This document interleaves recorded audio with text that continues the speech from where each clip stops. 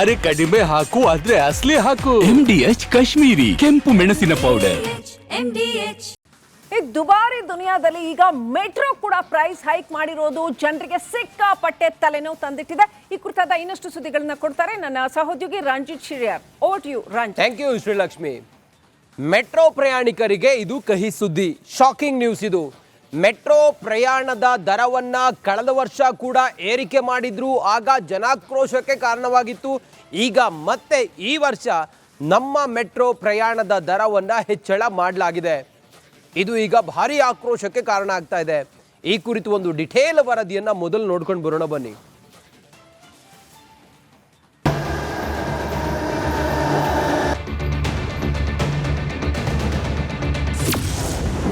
ನಮ್ಮ ಮೆಟ್ರೋ ಪ್ರಯಾಣಿಕರಿಗೆ big shock. ಮತ್ತೊಮ್ಮೆ ಟಿಕೆಟ್ ದರ ಏರಿಕೆಗೆ ಗ್ರೀನ್ ಸಿಗ್ನಲ್.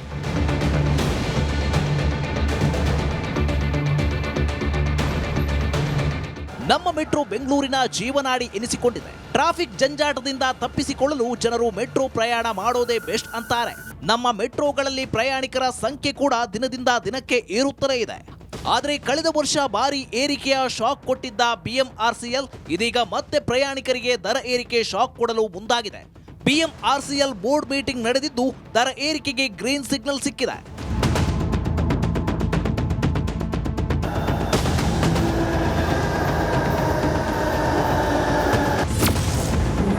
ಮೆಟ್ರೋ ಪ್ರಯಾಣ ದರ 5% ಏರಿಕೆ. ದರ ಏರಿಕೆ ಸಮಿತಿಯ ಶಿಫಾರಸಿನಂತೆ ಪ್ರತಿ ವರ್ಷ ಫೆಬ್ರವರಿಯಲ್ಲಿ ದರ ಏರಿಕೆ ಮಾಡಬೇಕಿದ್ದು, ಇದೀಗ ಸಭೆಯಲ್ಲಿ 5% ದರ ಏರಿಕೆ ಮಾಡಲು ನಮ್ಮ ಮೆಟ್ರೋ ಅಧಿಕಾರಿಗಳು ತೀರ್ಮಾನಿಸಿದ್ದಾರಂತೆ.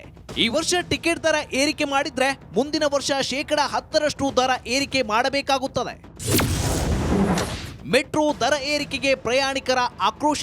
ಸರ್, ಮೆಟ್ರೋ ದರ ಹೆಚ್ಚಾಗಿದ್ರೆ ನಾವು ಆಲ್ಮೋಸ್ಟ್ ಇವಾಗ ನಾವು ಜಾಲಹಳ್ಳಿ ಕ್ರಾಸ್ ಅಲ್ಲಿಂದ ಇಲ್ಲಿ ಓಡಾಡಬೇಕು ಅಂದರೆ ಮೆಟ್ರೋದಲ್ಲೇ ಬರ್ತೀವಿ. ನಾವು ಮೆಟ್ರೋ ದರ ಹೆಚ್ಚಾಯಿತು ಅಂತ ಹೇಳಿದ್ರೆ ನಮಗೂ ತುಂಬ ಕಷ್ಟ ಆಗುತ್ತೆ. ಮೆಟ್ರೋ ದರ ಕಮ್ಮಿ ಇದೆ ಅಂದ್ಬಿಟ್ಟೇ ಬರ್ತೀವಿ. ಈಗ ಮೆಟ್ರೋ ದರನೂ ಜಾಸ್ತಿ ಮಾಡಿದ್ರೆ ಈಗ ನಾವು ಕೆಲಸ ಮಾಡೋದು ಕಮ್ಮಿ, ನಮ್ಮ ಕೆಲಸದ್ದು ಸಂಬಳನೇ ಸಾಕಾಗಲ್ಲ.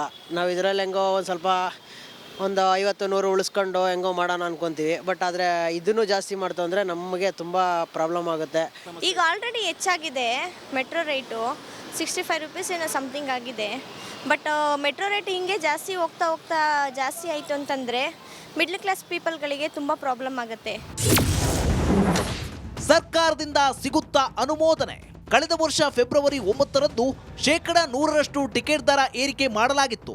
ಇದಕ್ಕೆ ಪ್ರಯಾಣಿಕರು ಭಾರಿ ಆಕ್ರೋಶ ವ್ಯಕ್ತಪಡಿಸಿದ್ದಕ್ಕೆ 70%ಗೆ ಇಳಿಕೆ ಮಾಡಲಾಗಿತ್ತು. ಮತ್ತೆ ಬೆಲೆ ಏರಿಕೆ ಮುಂದಾದ BMRCL ಅಧಿಕಾರಿಗಳು ಇದೀಗ ರಾಜ್ಯ ಸರ್ಕಾರದಿಂದ ಅನುಮೋದನೆ ಪಡೆಯಲು ಕಸರತ್ತು ನಡೆಸಿದ್ದಾರೆ. ಸಾರ್ವಜನಿಕರ ತೀವ್ರ ವಿರೋಧ ನಡುವೆಯೂ ಟಿಕೆಟ್ ದರ ಏರಿಕೆಗೆ ನಮ್ಮ ಮೆಟ್ರೋ ಪಟ್ಟು ಹಿಡಿದಿದೆ. Bureau report, Republic Kannada. Metro ದರ ಏರಿಕೆ ವಿಚಾರ ಈಗ ಭಾರಿ ಆಕ್ರೋಶಕ್ಕೆ ಕಾರಣ ಆಗ್ತಾ ಇದೆ. ಕಳೆದ ವರ್ಷ ಕೂಡ ಮೆಟ್ರೋ ದರವನ್ನ ಏರಿಕೆ ಮಾಡಿದ್ರು, ಆಗ್ಲೂ ಕೂಡ ಸಹಜವಾಗಿ ಈಗ ಮೆಟ್ರೋ ಪ್ರಯಾಣಿಕರು ಮೆಟ್ರೋ ದರವನ್ನ ಏರಿಕೆ ಮಾಡಿರೋದು ಸರಿಯಲ್ಲ ಅಂತ ಹೇಳ್ತಾ ಇದ್ದಾರೆ. ಸರ್ಕಾರದ ನಿರ್ಧಾರಕ್ಕೆ ಭಾರಿ ಆಕ್ರೋಶ ವ್ಯಕ್ತವಾಗ್ತಾ ಇದೆ. ಜನಸಾಮಾನ್ಯರು ಹೈರಾಣಾಗಿ ಹೋಗಿದ್ದಾರೆ. ಜನಸಾಮಾನ್ಯರಿಂದ ಸರ್ಕಾರ ಕಿತ್ತು ತಿನ್ನುವ ಕೆಲಸ ಮಾಡ್ತಾ ಇದೆ. ರಾಜ್ಯ ಸರ್ಕಾರ ಎಲ್ಲದರಲ್ಲೂ ಕೂಡ ರೇಟ್ ಜಾಸ್ತಿ ಮಾಡಿದೆ. ಈಗ ಮತ್ತೆ 5% ದರ ಹೆಚ್ಚಳ ಮಾಡ್ತಿದ್ದಾರೆ ಅಂತೇಳಿ ಆಕ್ರೋಶವನ್ನು ಹೊರಹಾಕ್ತಾ ಇದ್ದಾರೆ. ಸರ್ಕಾರದಿಂದ ಮತ್ತೆ ಮೆಟ್ರೋ ದರ ಹೆಚ್ಚಳಕ್ಕೆ ನಿರ್ಧಾರ ಮಾಡಿರೋದು ಜನಸಾಮಾನ್ಯರಿಂದ ಆಕ್ರೋಶ ವ್ಯಕ್ತವಾಗ್ತಾ ಇದೆ. 5% ಏರಿಕೆ ಮಾಡಿರೋದು ಸರ್ಕಾರ ಕಿತ್ತು ತಿನ್ನೋ ಕೆಲಸ ಮಾಡ್ತಿದೆ ಅಂತ ಹೇಳಿ ಕಿಡಿಕಾರ್ತಿದ್ದಾರೆ. ನೆಕ್ಸ್ಟ್ ಸ್ಟಾಪಿಗೆ ಹೋದರೂ ಕೂಡ 10 ರೂಪಾಯಿ ಇತ್ತು ಚಾರ್ಜಸ್. ಈಗ ಇಮಿಡಿಯೇಟ್ ಆಗಿ ಅವರು 5% ಏರಿಸಿದ್ದಾರೆ ಅಂದರೆ ತುಂಬ ಕಷ್ಟ ಆಗ್ತಾ ಇದೆ ಸರ್. ಆಲ್ರೆಡಿ ನಮ್ಮ ಸ್ಯಾಲ್ರಿ ಕೂಡ ಕಡಿಮೆ ಇದೆ, ಅದರಲ್ಲಿ ಬೆಲೆ ಏರಿಕೆ ಜಾಸ್ತಿ ಆಗಿದೆ, ಎಲ್ಲ ರೀತಿಯಾಗಿ ಜಾಸ್ತಿ ಆಗಿದೆ. ಸೊ ಇದು ಮಾಡಿರೋದು ತುಂಬ ಕಷ್ಟ ಆಗುತ್ತೆ. ಮಿಡಲ್ ಕ್ಲಾಸ್ ಫ್ಯಾಮಿಲಿಯವರು ಸ್ವಲ್ಪ ಅಲ್ಲಿ ಹೋಗಲಿಕ್ಕೆ ನಮಗೆ ತೊಂದರೆ ಆಗ್ತದೆ, ಭಾಳ ಸಮಸ್ಯೆಗಳಾಗ್ತವೆ ಜಾಸ್ತಿ ದುಡ್ಡು ಕೊಟ್ಟು ಹೋಗಲಿಕ್ಕೆ. ಸೊ ಇದು ನಮ್ಗೆ ಖಂಡಿಸ್ತೀವಿ ಸರ್. 5% ಏನು ಜಾಸ್ತಿ ಮಾಡಿದಾರಲ್ಲ, ಸ್ವಲ್ಪ ಸಮಸ್ಯೆ ಆಗ್ತೈತೆ. ಇದೇ ಥರ ಪ್ರೈಸ್ ಇದೆ, ಏನು ಹೇಳೋಕ್ಕಾಗುತ್ತೆ ಸರ್. ಮಾಡ್ತಾರೆ, ನಾವು ಮಾಡಿಸ್ಕೊಳ್ಳೋಕ್ಕೆ ಇರೋದು, ಮಾಡಿಸ್ಕೊಂತೀವಿ ಅಷ್ಟೇ. ರೇಟ್ ಮಾಡೋಕ್ಕೆ ಅಂತ ಅವರಿದ್ದಾರೆ, ದುಡ್ಡು ಕೊಟ್ಟು ಹೋಗೋಕ್ಕೆ ಅಂತ ನಾವಿದ್ದೀವಿ. ಈಗ ಯಾರು ಕೆಲಸ ಕಾರ್ಯ ಬಿಟ್ಟು ಅದ್ರ ಬಗ್ಗೆ ಹೋರಾಟ ಮಾಡಿ ಮಾಡೋಷ್ಟು ಪೇಷನ್ಸ್ ಯಾರಿಗೂ ಇಲ್ಲ. ಯಾಕೆಂದರೆ ಎಲ್ಲರಿಗೂ ಅವ್ರವ್ರದ್ದೇ ಆದಂಥ ಕಷ್ಟಗಳಿರ್ತವೆ, ಅವ್ರದ್ದೇ ದುಡಿಮೆ ಮಾಡಬೇಕು, ಅವರು ಹೆಂಡತಿ ಮಕ್ಕಳು ಅವರವು ಫ್ಯಾಮಿಲಿ ನೋಡ್ಕೋಬೇಕು. ಆ ಭಾರದಲ್ಲಿ ಈ ಥರದ ಪ್ರಾಬ್ಲಮ್ಗಳಿಗೆ ಹೋರಾಡೋಕ್ಕೆ ಯಾರಿಗೂ ಟೈಮು ಇಲ್ಲ, ಪೇಷನ್ಸು ಇಲ್ಲ. ಏನು ಮಾಡೋಂಗಿಲ್ಲ, ಅವ್ರು ಮಾಡ್ತಾರೆ, ನಾವು ಮಾಡಿಸ್ಕೊಬೇಕು. ನೆಕ್ಸ್ಟು ಯಾವಾಗ ಎಲೆಕ್ಷನ್ ಬರುತ್ತೆ ಆವಾಗ ನೋಡಿ ಸ್ವಲ್ಪ ಚೆನ್ನಾಗಿ ನಿರ್ಧಾರ ಮಾಡಬೇಕು ಅಂತ ಅಲ್ಲ, ಇವಾಗ ಅನಿವಾರ್ಯ. ಯಾಕೆಂದರೆ ಟ್ರಾನ್ಸ್ಪೋರ್ಟೇಷನ್ನು ತುಂಬ ಕೆಳಗಡೆ ಇರೋ ಗ್ರೌಂಡ್ ಟ್ರಾನ್ಸ್ಪೋರ್ಟೇಷನ್ ತುಂಬ ಟ್ರಾಫಿಕ್ ಜಾಮ್. ಸಪೋಸ್ ನಾನು ಇವಾಗ ಯಲಹಂಕದಲ್ಲಿ ಇದ್ದೀನಿ, ಯಲಹಂಕದಿಂದ ನಾನು ಆಫೀಸ್ಗೆ ಹೋಗ್ಬೇಕು ಅಂದ್ಕೊಳ್ಳಿ, ಬಸ್ಸಲ್ಲಿ ಹೋದರೆ 2.5 hours ಆಗುತ್ತೆ. ಅದಕ್ಕೆ ನಾವು ಮೆಟ್ರೋ ಯೂಸ್ ಮಾಡ್ತಾಯಿದ್ದೀವಿ. ವಿಧಿ ಇಲ್ಲ, ಒಂದೆರಡು ದಿವಸ ನಾವು ನೋಡ್ತೀವಿ, ಸರ್ಕಾರ ಏನು ಆ್ಯಕ್ಷನ್ನೇ ತೊಗೊಳ್ಳಲ್ಲ ಯಾವುದ್ರ ಮೇಲೆ. ಪಬ್ಲಿಕ್ನಂತೂ ಮರ್ತು ಬಿಟ್ಟಿದ್ದಾರೆ ಸರ್ಕಾರ. ದುಬಾರಿ ಆಗ್ತಿದ್ರೆ ಅನುಭವಿಸ್ಬೇಕಷ್ಟೇ. ಲಾಸ್ಟ್ ಟೈಮ್ ಆದಾಗ ಯಾರೂ ಎಷ್ಟು ಜನ ಪ್ರೊಟೆಕ್ಟ್ ಮಾಡಿದ್ರು ಅವ್ರು ಮಾಡ್ತಾಯಿಲ್ಲ. ಸರ್ಕಾರಕ್ಕೆ ದುಡ್ಡು ಬೇಕು, ಜನ ಬೇಡ. ಆದ್ದರಿಂದ ಈ ಥರ ಪ್ರಾಬ್ಲಮ್ ಆಗ್ತಾಯಿದೆ, ಜನಗಳು ಅನುಭವಿಸಲೇಬೇಕು. ಅಲ್ಲ, ಇವಾಗ ಅನಿವಾರ್ಯ. ಯಾಕೆಂದರೆ ನಾವು ಮೆಟ್ರೋದಲ್ಲಿ ಓಡಾಡ್ತೀನಿ. ಮೊದಲು ತುಂಬ ಓಡಾಡ್ತಿದ್ವಿ, ಈಗ ತುಂಬ ಕಡಿಮೆ ಆಗಿದೆ. ಅದು ತುಂಬ ಹೊರೆಯಾಗಿದೆ ಸರ್. ಅದು ಮೊದಲೇಗೆ ನಾವು 50% ಜಾಸ್ತಿ ಮಾಡಿರೋದ್ರಿಂದ ತುಂಬ ಜಾಸ್ತಿ ಆಗಿದೆ, ತುಂಬ ಜಾಸ್ತಿ ಮಾಡಿದ್ದಾರೆ. ಅದು ಉದ್ದೇಶ, ಅದನ್ನು ಮಾಡಿರೋ ಉದ್ದೇಶ ಏನಂದರೆ, ಇದನ್ನು ಮಾಡಿರೋ ಉದ್ದೇಶನೇ ಟ್ರಾಫಿಕ್ ಕಡಿಮೆ ಆಗಲಿ ಅಂತ. ಇದನ್ನು ಮಾಡಿರೋ ಉದ್ದೇಶ ಟ್ರಾಫಿಕ್ ಕಡಿಮೆ, ಇದನ್ನೇ ಜಾಸ್ತಿ ಮಾಡಿದ್ರೆ ಟ್ರಾಫಿಕ್ ಇನ್ನೂ ಜಾಸ್ತಿ ಆಗುತ್ತೆ ಸರ್. ಅದಕ್ಕೆ ಇದನ್ನು ಬೆಲೆನ ತುಂಬ ಕಡಿಮೆ ಮಾಡಬೇಕು, ಇನ್ನೂ ತುಂಬ ಕಡಿಮೆ ಮಾಡಬೇಕು. ದೇಶದಲ್ಲಿ ಮೆಟ್ರೋ ದೆಹಲಿಯಲ್ಲಿದೆ, ಎಲ್ಲ ಕಡೆ ಇದ್ರೂ ಇದ್ರದ್ದು ಪ್ರೈಸ್ ಮಾತ್ರ ಜಾಸ್ತಿ ಇದೆ. ಇದು ಏನಂದರೆ, ಇದು ತುಂಬ ಭ್ರಷ್ಟಾಚಾರಕ್ಕೆ ಮಾಡ್ತಿರೋದು ಮಾತ್ರ. ಅವ್ರೇನು ಇದ್ರದ್ದು ಇಂಪ್ರೂವ್ ಏನು. BMRCL ಮತ್ತೊಮ್ಮೆ ಪ್ರಯಾಣಿಕರಿಗೆ ಬರೆ ಎಳೆದಿದೆ. ಪದೇ ಪದೇ ದರ ಏರಿಕೆಯನ್ನ ಮಾಡಿ ಬಿಸಿಯನ್ನ ಮುಟ್ಟಿಸಿದಂತಹ BMRCL ಇದೀಗ ಮತ್ತೆ 5% ದರ ಹೆಚ್ಚಳಕ್ಕೆ ನಿರ್ಧಾರವನ್ನ ಮಾಡಿದೆ. ಫೆಬ್ರವರಿ 9ನೇ ತಾರೀಕು ಅಂದರೆ ಬರುವ ಸೋಮವಾರದಿಂದ ಹೊಸ ದರ ನಿಗದಿ ಆಗುತ್ತೆ. ಸಾಕಷ್ಟು ಪ್ರಯಾಣಿಕರು ಆಕ್ರೋಶವನ್ನು ವ್ಯಕ್ತಪಡಿಸಿದ್ರು. ಯಾಕಂದರೆ ಕಳೆದ ಬಾರಿ ಕೂಡ ಸರಾಸರಿ 75% ಅಷ್ಟು ದರ ಹೆಚ್ಚಳವನ್ನು ಮಾಡಿದ್ರು. ಇನ್ನು ಅನೇಕ ಪ್ರತಿಭಟನೆಗಳು ಕೂಡ ಆಗಿತ್ತು. ಪ್ರತಿಭಟನೆಯ ಮುಖ್ಯ ಹೋರಾಟವನ್ನು ಬೆಂಗಳೂರು ಮೆಟ್ರೋ ಪ್ರಯಾಣಿಕರ ವೇದಿಕೆ ಕೂಡ ಹಮ್ಮಿಕೊಂಡಿತ್ತು. ನಮ್ಮ ಜೊತೆ ರಾಜೇಶ್ ಭಟ್ ಅವರಿದ್ದಾರೆ, ಅವರನ್ನು ಮಾತಾಡಿಸ್ಕೊಂಡು ಹೋಗೋಣ. ಸರ್, ನಿಮ್ಮ ಸಂಘಟನೆಯಿಂದನೂ ಕೂಡ ಕಳೆದ ಬಾರಿ ಮೆಟ್ರೋ ರೇಟ್ ಹೈಕ್ ಆದಾಗ ಒಂದು ದೊಡ್ಡ ಮಟ್ಟದ ಹೋರಾಟ ಮಾಡಿದ್ರೆ, ಈಗ ಮತ್ತೊಮ್ಮೆ ದರ ಹೆಚ್ಚಳ ಮಾಡಿರುವಂಥದ್ದು, ಏನು ಹೇಳ್ತೀರಾ? ಮೇಡಮ್, ಇದು ರಾಜ್ಯ ಸರ್ಕಾರ, ಕೇಂದ್ರ ಸರ್ಕಾರ ಮತ್ತು BMRCL ಬೆಂಗಳೂರಿನ ಜನಗಳಿಗೆ ದ್ರೋಹ ಬದುಕ್ತಾ ಇದ್ದಾರೆ. ಮತ್ತೆ ಕಳೆದ ವರ್ಷ 71% ಜಾಸ್ತಿ ಮಾಡಿದ್ರು. ಯಾವುದೇ ಹೋರಾಟಗಳಿಗೆ ಏನಕ್ಕೂ ಮನೆ ಕೊಡದ ಸರ್ಕಾರ ಮತ್ತು BMRCL ಜಾಸ್ತಿ ಮಾಡ್ತು. ಇವಾಗ ಫೇರ್ ಫಿಕ್ಸೇಷನ್ ಕಮಿಟಿ ಹೇಳ್ತು ಅಂತ ಅದು ರೆಕಮೆಂಡೇಶನ್ ಕೊಟ್ಟಿದೆ ಅಷ್ಟೇ, ಅದನ್ನೇ ನಾವು ಒಪ್ಪಿಲ್ಲ. ಆ ರೆಕಮೆಂಡೇಶನ್ ಬೇಸಿಸ್ ಮೇಲೆ ಫೈನಲಿ ಅಪ್ರೂವ್ ಮಾಡಬೇಕಾಗಿದ್ದು BMRCL ಸ್ಟೇಟ್ ಗೌರ್ಮೆಂಟು. ಏನಾಗಿದೆ ಇವ್ರಿಗೆ, ಯಾವ ಬೇಸಿಸ್ ಮೇಲೆ ಇವರು ಫೇರ್ ಫಿಕ್ಸೇಷನ್ ರಿಪೋರ್ಟ್ನ ಒಪ್ಕೊಂಡಿದ್ದಾರೆ, ಅದಾದಮೇಲೆ ಇವಾಗ 5% ಜಾಸ್ತಿ ಮಾಡೋಕ್ಕೆ ಏನು ಆಧಾರ ಇದೆ? 71% ಮಾಡಿರೋದೇ ಹೆಚ್ಚು ಮಾಡಿದ್ದಾರೆ. ಅವ್ರು ಹೇಳಿ ಯಾಕೆ ಮಾಡಿದ್ರೆ ಅವಾಗ ನಾವು ಸಾಲ ತೀರಿಸಬೇಕು, ಲೋನ್ ಇದೆ, ನಮ್ಮಲ್ಲಿ ಎಲ್ಲ ಡೆಪ್ರಿಸಿಯೇಷನ್ ಕಾಸ್ಟ್ ಜಾಸ್ತಿ ಆಗಿದೆ, ಎಲ್ಲ ಜಾಸ್ತಿ ಆಗಿದೆ ಅಂತೇಳಿ 71% ಮಾಡಿ ಮತ್ತೆ 5% ಮಾಡ್ತಾರಂದರೆ ಇದು ಹಗಲ್ ದರೋಡೆಗೆ ಡೈರೆಕ್ಟಾಗಿ BMRCL ಅಂತ ಹೇಳ್ಬೇಕು ಮೇಡಮ್. ಫಸ್ಟ್ ಆಫ್ ಆಲು ನೋಡಿ, ಇದು ಕೊನೆ ಮೂಮೆಂಟಲ್ಲಿ ಹೆಂಗಂದರೆ ಜನಗಳು ಹೆಂಗಾಗಿದೆ ಮೇಡಮ್, ಅತ್ತದ್ದರಿ ಇತ್ತ ಪುಲಿ ಅಂತ ಏನಿದೆ. ಇವಾಗ BMRCL ಇಂಡೈರೆಕ್ಟಾಗಿ ಏನು ಹೇಳ್ತಿದೆ ಅಂದರೆ, ನೀವು ಕಾಸು ಕೊಟ್ಟು ಹೆಚ್ಚಿಗೆ ಕಾಸು ಕೊಟ್ಟು ಮೆಟ್ರೋದಲ್ಲಿ ಬನ್ನಿ, ಇಲ್ಲ ಅಂದರೆ ಈ ಟ್ರಾಫಿಕಲ್ಲಿ ಸಾಯಿರಿ, ನೀವು ಎರಡೇ ಆಪ್ಷನ್ ನಿಮಗೆ. ಈ ಒಂದು ಇದನ್ನು ಇಟ್ಕೊಂಡು ಬೆಂಗಳೂರು ಜನಗಳಿಗೆ ಬೆನ್ನಿಗೆ ಚೂರಿ ಹಾಕಿದ್ದಾರೆ. ಪ್ರತಿ ಬಾರಿ ಕೂಡ ಮೇಂಟೆನೆನ್ಸ್ ವರ್ಕಿಗೆ ನಮಗೆ ಬೇಕು, ಸಿಬ್ಬಂದಿಗಳ ವೇತನ ಕೊಡಬೇಕು, ರಿಪೇರಿ ವರ್ಕ್ಸ್ ಇರುತ್ತೆ, ಇದೆಲ್ಲ ಕಾರಣಗಳನ್ನು ಕೊಡ್ತಾರೆ. ಅಷ್ಟೊಂದು ಬಡವಾಯ್ತಾ BMRCL? ಮೇಡಮ್, ಮೊದಲನೇದಾಗಿ ಮೇಡಮ್, BMRCL ಬಂದು ಒಂದು ಕಾರ್ಪೊರೇಷನ್ನು. ನೀವು KSRTC ತಗೊಳ್ಳಿ, BMTC ತಗೊಳ್ಳಿ, ಇವೆಲ್ಲ ಕಾರ್ಪೊರೇಷನ್, ಲಾಭಕ್ಕೋಸ್ಕರ ನಡೀಲೇಬಾರ್ದು. ಅದಿರೋದು ಅಂಥದ್ದು ಜನಗಳ ಸೇವೆಗೋಸ್ಕರ. ಪಬ್ಲಿಕ್ ಟ್ರಾನ್ಸ್ಪೋರ್ಟ್ ಏನಕ್ಕೆ ಅದು ತುಂಬ ಅಡ್ವಾಂಟೇಜಸ್ಗಳಿದೆ, ಅದ್ರ ಬಗ್ಗೆ ಡಿಸ್ಕಷನ್ ಬೇಡ, ಎಲ್ಲರಿಗೂ ಗೊತ್ತಿರೋ ವಿಷಯ. 3ನೇ ಕ್ಲಾಸ್ ಮಗು ಕೂಡ ಹೇಳುತ್ತೆ. ಆದರೆ ಇದು ಲಾಭ ಮಾಡೋ ಉದ್ದೇಶ ಅಲ್ಲ. ನಷ್ಟದಲ್ಲಿದ್ದರೂ ಕೂಡ ಸರ್ಕಾರ ನಮ್ಮ ತೆರಿಗೆ ದುಡ್ಡಲ್ಲಿ ಆ ನಷ್ಟನ ಭರಿಸಬೇಕು, ಇದು ಕಾರ್ಪೊರೇಷನ್ಗಳ ಕರ್ತವ್ಯ. ಇವಾಗ BMRCL ವರ್ತನೆ ನೋಡಿದ್ರೆ ಒಂದು ಪ್ರೈವೇಟ್ ಎಂಟಿಟಿ, ಪ್ರೈವೇಟ್ ಕಂಪನಿಯವ್ರು ಹೇಳ್ತಾರೆ ಇದೆಲ್ಲನೂ, ನಮ್ಗೆ ಆ ಕಾಸ್ಟ್ ಜಾಸ್ತಿ ಆಗಿದೆ, ಈ ಕಾಸ್ಟ್ ಜಾಸ್ತಿ ಆಗಿದೆ, ಲಾಭ ಮಾಡೋಕ್ಕೆ ಹೇಳ್ತಾರೆ. ಅದನ್ನೇ BMRCL ಹೇಳ್ತಾರೆ. ಅಂದರೆ ಇವ್ರಿಗೂ ಮತ್ತು ಪ್ರೈವೇಟ್ ಕಂಪನಿ ಏನು ವ್ಯತ್ಯಾಸನೇ ಇಲ್ಲ. ನಮಗೆ ನಾವು ಆಗಲೇ ಹೇಳಿದ್ವಿ ಮೇಡಮ್, 71% ಮಾಡಿದಾಗಲೇ ಹೇಳಿದ್ವಿ, ಇವ್ರು ಮುಂದೆ ದಾರಿ ಇರೋದೇ ಪ್ರೈವೇಟೈಸ್ ಮಾಡೋಕ್ಕೆ. ನಾಳೆ ನಮಗೇನು ಮೇಂಟೈನ್ ಮಾಡೋಕ್ಕಾಗಲ್ಲ, ನಮ್ಗೆ ದುಬಾರಿ ಆಗಿದೆ, ಜನಗಳೆಲ್ಲ ಪ್ರತಿರೋಧ ಪಡ್ತಿದ್ದಾರೆ, ನಾವು ಪ್ರೈವೇಟ್ ಮಾಡಿಬಿಡಿ ಅಂತ ಮಾಡ್ತಾರೆ ಇವ್ರು ಪ್ರೈವೇಟ್ ಮಾಡೋದು. ನಾವು ಮಾತ್ರ ಅಲ್ಲ, ಜನಸಾಮಾನ್ಯರು ಇದನ್ನು ಪ್ರತಿರೋಧ ಒಡ್ಡಬೇಕು. ಇವಿಷ್ಟು ರಾಜೇಶ್ ಭಟ್ ಅವರ ಮಾತು. ಅಂದರೆ ಇಲ್ಲಿ ಕೇವಲ ವೇದಿಕೆ ಸಂಘಟನೆ ಮಾತ್ರ ಬರೋದಿಲ್ಲ, ಪ್ರತಿಯೊಬ್ಬ ಪ್ರಯಾಣಿಕ ಕೂಡ ಕೈ ಜೋಡಿಸಬೇಕು. ಯಾಕಂದರೆ ಪದೇ ಪದೇ ಏರಿಕೆ ಆಗ್ತಾ ಇರುವಂಥದ್ದು ಕೇವಲ ಒಂದು ನಷ್ಟದ ವಿಚಾರದಲ್ಲಿ, ಮೇಂಟೆನೆನ್ಸ್ ವಿಚಾರದಲ್ಲಿ ಈ ರೀತಿಯಾಗಿ ಮಾಡ್ತಾ ಇದ್ದಾರೆ. ಫೇರ್ ಫಿಕ್ಸೇಷನ್ ಕಮಿಟಿಯವರು ಕೇವಲ ರೆಕಮೆಂಡೇಷನನ್ನು ಕೊಟ್ಟಿರುವಂಥದ್ದು, ಮಾಡಲೇಬೇಕು ಅಂತೇನೋ ಅದೇನು ಕೊಟ್ಟಿಲ್ಲ. ಇಲ್ಲಿ ಎರಡೂ ಸರ್ಕಾರಗಳು ಕೂಡ ವಿಫಲ ಆಗಿದೆ. BMRCL ಮತ್ತೆ ಪ್ರಯಾಣಿಕರ ಮೇಲೆ ಹೊರೆಯನ್ನು ಹಾಕ್ತಾ ಇದೆ ಅನ್ನೋ ಒಂದು ಆಕ್ರೋಶವನ್ನು ಕೂಡ ಅವರು ಹೊರಹಾಕಿರುವಂಥದ್ದು. ಕ್ಯಾಮ್ರಾ ಪರ್ಸನ್ ಮಂಜುನಾಥ್ ಜೊತೆ ದೀಪ್ತಿ ತೋಳ್ಪಾಡಿ, ರಿಪಬ್ಲಿಕ್ ಕನ್ನಡ. ಇನ್ನು ಮೆಟ್ರೋ ದರ ಏರಿಕೆಯ ಬಗ್ಗೆ ಸಾರ್ವಜನಿಕವಾಗಿ ಆಕ್ರೋಶ ವ್ಯಕ್ತವಾಗ್ತಾ ಇದೆ.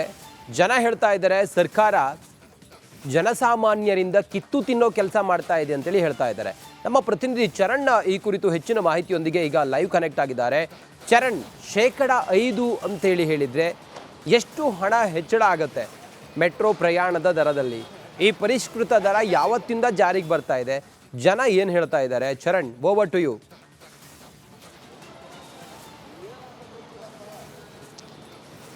ಎಸ್ ಸರ್ ರಂಜಿತ್, ಪ್ರಮುಖವಾಗಿ ಉರಿಯುವ ಬೆಂಕಿಗೆ ತುಪ್ಪ ಸುರಿದಂತೆ ಇದೀಗ BMRCL ಮತ್ತು ಸರ್ಕಾರದ ನಿಯಮ ಆಗಿರುವಂಥದ್ದು. ಪ್ರಮುಖವಾಗಿ ಫೆಬ್ರವರಿ ತಿಂಗಳಲ್ಲಿ ಏನು ಕಳೆದ ಫೆಬ್ರವರಿಯಲ್ಲಿ 2025 9ನೇ ತಾರೀಕು ಫೆಬ್ರವರಿಯಲ್ಲಿ ದರ ಏರಿಕೆಯನ್ನು ಮಾಡುವಂಥ ಕೆಲಸವನ್ನು BMRCL ಮಾಡುತ್ತೆ. ಈ ಒಂದು ದರ ಏರಿಕೆಯಿಂದಾಗಿ 50% ದರ ಏರಿಕೆ ಆಗುತ್ತೆ. ಇದರಿಂದಾಗಿ ಒಂದಿಷ್ಟು ಸಾರ್ವಜನಿಕರು ಆ ಸಂದರ್ಭದಲ್ಲಿ ಆಕ್ರೋಶವನ್ನು ಹೊರಹಾಕಿದ್ರು, ಮತ್ತು ಇದರಿಂದಾಗಿ ಒಂದಿಷ್ಟು ವಿರೋಧವನ್ನು ಕೂಡ ವ್ಯಕ್ತಪಡಿಸಿದ್ರು. ಸದ್ಯ ಇದೀಗ ಒಂದಿಷ್ಟು ಈ ಒಂದು ನಿರ್ಧಾರ ಏನಿದೆ ಇದರಿಂದಾಗಿ ಜನ ಆಕ್ರೋಶವನ್ನು ಹೊರಹಾಕ್ತಾ ಇದೆ. ಮತ್ತು ಫೆಬ್ರವರಿಯಿಂದ ಮತ್ತೆ ದರ ಏರಿಕೆ ಆಗುವಂತಹ ಸಾಧ್ಯತೆಗಳು ಕೂಡ ಇದ್ದಾರೆ.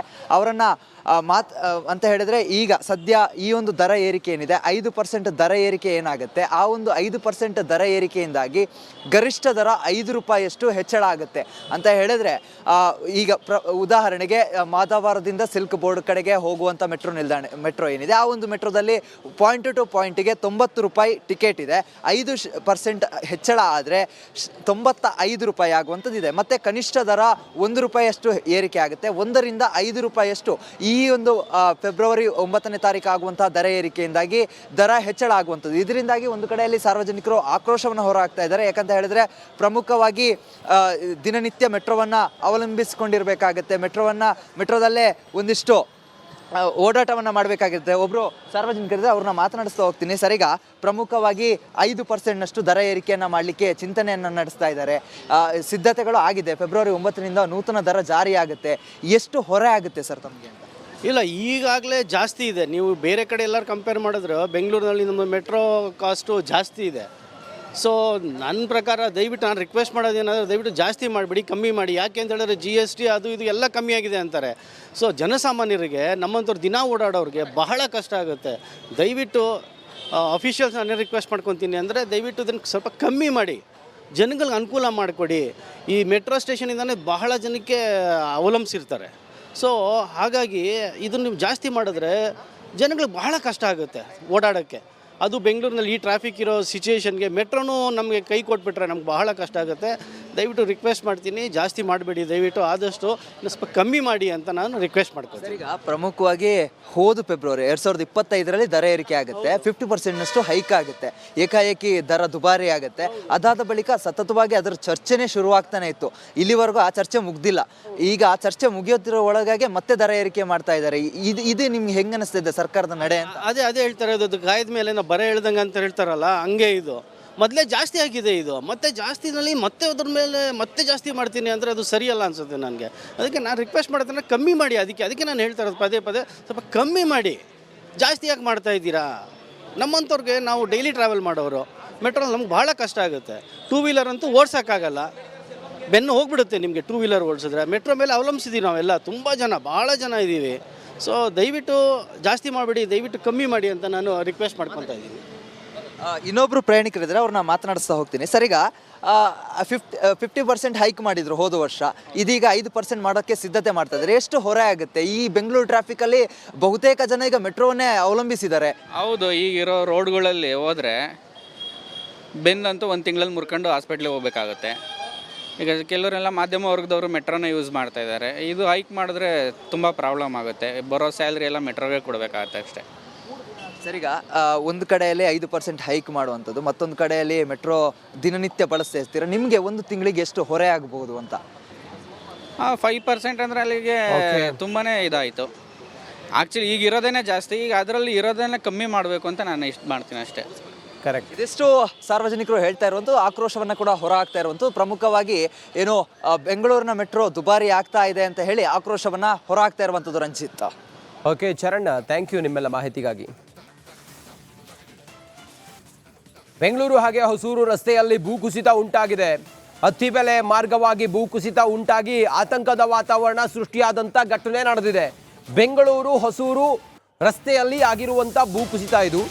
ಅತ್ತಿಬೆಲೆ ಬಳಿ ಉಂಟಾಗಿರುವ ಭೂಕುಸಿತ ರಾಷ್ಟ್ರೀಯ ಹೆದ್ದಾರಿಯ ಕಾಮಗಾರಿಯಿಂದ ಭೂಕುಸಿತ ಉಂಟಾಗಿದೆ ಅನ್ನೋದು ಈಗ ಆತಂಕಕ್ಕೆ ಕಾರಣವಾಗಿದೆ.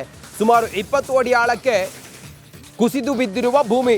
ರಾಷ್ಟ್ರೀಯ ಹೆದ್ದಾರಿ 44ರಲ್ಲಿ ನಿನ್ನೆ ನಡೆದಿರುವಂಥ ಘಟನೆ ಇದು. ಭೂಕುಸಿತದಿಂದಾಗಿ ಅತ್ತಿಬೆಲೆ ಸುತ್ತ ಭಾರಿ ಟ್ರಾಫಿಕ್ ಜಾಮ್ ಉಂಟಾಗಿದೆ. ಬೆಂಗಳೂರು ಹೊಸೂರು ರಸ್ತೆಯಲ್ಲಿ ಭೂಕುಸಿತ ಉಂಟಾಗಿದೆ. ದೃಶ್ಯದಲ್ಲಿ ತಾವು ಗಮನಿಸ್ತಾ ಇದ್ದೀರಲ್ಲ, ಇದು ರಾಷ್ಟ್ರೀಯ ಹೆದ್ದಾರಿಯಲ್ಲಿ ಭೂಕುಸಿತ ಉಂಟಾಗಿರುವ ಕಾರಣದಿಂದಾಗಿ ಆತಂಕಕ್ಕೆ ಕಾರಣ ಆಗಿರೋದು. ಟ್ರಾಫಿಕ್ ಜಾಮ್ ಆಗಿದೆ. ಅತ್ತಿಬೆಲೆ ಬಳಿ ಭೂಕುಸಿತ ಉಂಟಾಗಿದೆ, ಟ್ರಾಫಿಕ್ ಜಾಮ್ ಆಗಿದೆ. ರಾಷ್ಟ್ರೀಯ ಹೆದ್ದಾರಿಯ ಕಾಮಗಾರಿಯಿಂದ ಭೂಕುಸಿತ ಉಂಟಾಗಿದೆ. ಸುಮಾರು ಎಷ್ಟು ಆಳಕ್ಕೆ ಇದು ಭೂ ಕುಸಿದಿದೆ ಅನ್ನೋದನ್ನು ತಾವು ಗಮನಿಸಿ. 20 ಅಡಿ ಆಳಕ್ಕೆ ಭೂಮಿ ಕುಸಿದಿದೆ. ರಾಷ್ಟ್ರೀಯ ಹೆದ್ದಾರಿಯ ಕಾಮಗಾರಿಯಿಂದ ಭೂಮಿ ಕುಸಿದಿದೆ ಅನ್ನುವ ಮಾಹಿತಿ ಲಭ್ಯ ಆಗ್ತಾ ಇದೆ. ರಾಷ್ಟ್ರೀಯ ಹೆದ್ದಾರಿ 44ರಲ್ಲಿ ನಿನ್ನೆ ಸಂಭವಿಸಿರುವಂಥ ಘಟನೆ ಇದು. ಟ್ರಾಫಿಕ್ ಜಾಮ್ ಆಗಿದೆ. ನಮ್ಮ ಪ್ರತಿನಿಧಿ ಸತ್ತಾರ್ ಈಗ ಬೆಂಗಳೂರು ಮತ್ತು ಹೊಸೂರು ರಾಷ್ಟ್ರೀಯ ಹೆದ್ದಾರಿ 44 ಇಲ್ಲಿಂದನೇ ಈಗ ನೇರ ಸಂಪರ್ಕದಲ್ಲಿ ಮಾಹಿತಿಯನ್ನು ಕೊಡ್ತಾರೆ. ಸತ್ತಾರ್, ದಿಢೀರ್ ಅಂತೇಳಿ 20 ಅಡಿಗೆ ಕುಸಿದಿದೆ ಅಂತ ಹೇಳಿದರೆ ಹೇಗಾಯ್ತಿದು ಘಟನೆ? ಈಗ ಅಲ್ಲಿ ಹೋಗೋ ಬರೋ ವೆಹಿಕಲ್ ಎಲ್ಲ ಸ್ಟಾಪ್ ಮಾಡಿದಾರಾ? ಕಾರಣ ಏನು? ಭೂ ಕುಸಿಯೋದಕ್ಕೆ ಕಾರಣ ಏನು ತೊಂದರೆ ಆಗಿದೆ? ಸತ್ತಾರ್, ಏನು ಮಾಹಿತಿ ಇದೆ ಈ ಹೊತ್ತಿಗೆ?